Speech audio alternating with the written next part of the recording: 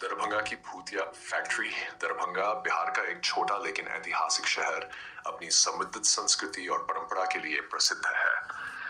लेकिन इस शहर का एक हिस्सा ऐसा भी है जो भूतिया कहानियों से भरा पड़ा है। ये हिस्सा है शहर के बाहरी क्षेत्र में स्थित एक पुरानी सुनसान फैक्ट्री, जिसे लोग अब भूतिया फैक्ट्री के नाम से जानते। इतिहास: यह फैक्ट्री 1960 के दशक में बनाई गई थी। शुरू में यह एक चीनी मिल थी जो दरभंगा के आसपास के इलाके पर चीनी उत्पादन करती थी। फैक्ट्री ने शहर की अर्थव्यवस्था में महत्वपूर्ण भूमिका निभाई थी और यहाँ काम करने वाले हजारों लोगों को रोजगार मिला था। लेकिन यह 80 के दशक में फैक्ट्री अचानक बंद हो गई। लोगों का कहना है कि वहां एक हादसा हुआ था जिसमें कई मजदूरों की मौत हो गई थी। उसके बाद से फैक्ट्री में कोई काम नहीं हुआ और वह धीरे धीरे वीरान हो गई। कहानी की शुरुआत: जो एक युवा पत्रकार था, हमेशा रहस्यमयी और अनसुलझे मामलों की खोज में रहता था। उसने दरभंगा की भूतिया फैक्ट्री की कहानियों के बारे में सुना था और वह जानना चाहता था कि इन कहानियों में कितनी सच्चाई है।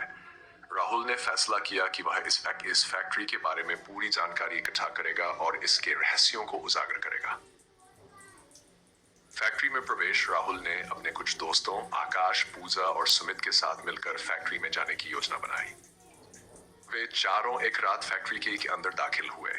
फैक्ट्री का माहौल बहुत ही डरावना था। दीवारें जर्जर हो चुकी थीं, छत के टुकड़े गिर रहे थे और हर जगह काई और जंग लगे हुए थे।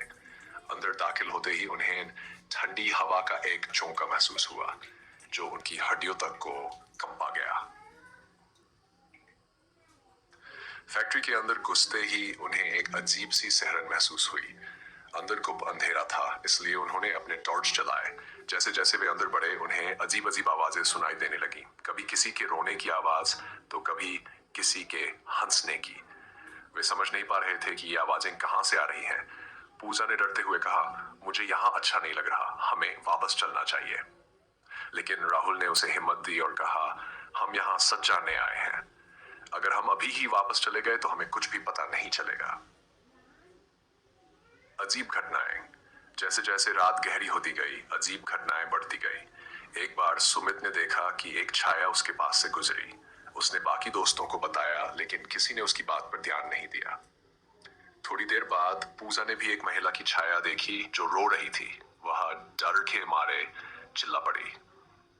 राहुल ने उसे शांत करने की कोशिश की, लेकिन तब तक आकाश ने देखा कि एक पुरानी मशीन अब चल रही थी। ये देख सभी के होश उड़ गए।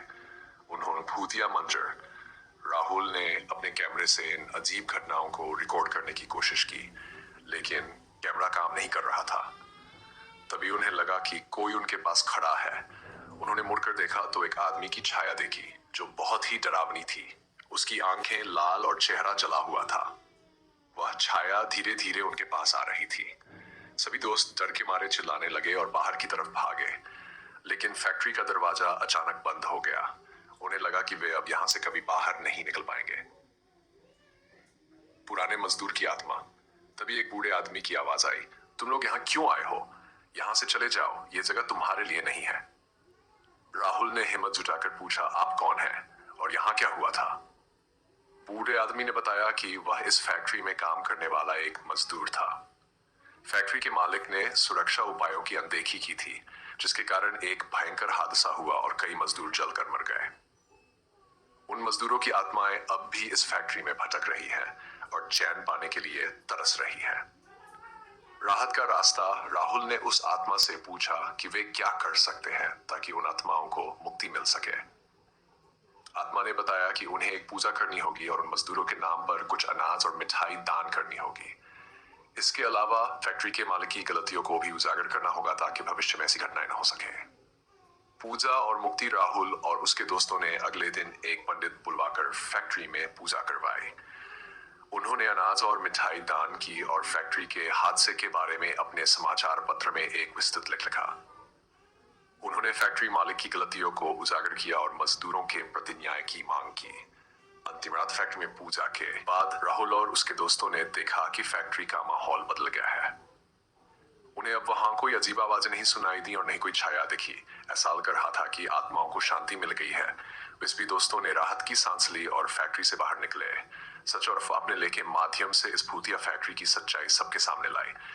उसने बताया कि कैसे लालच और लापरवाही ने कई निर्दोष लोगों की जान ली और उनकी आत्माओं को भटकने पर मजबूर कर दिया।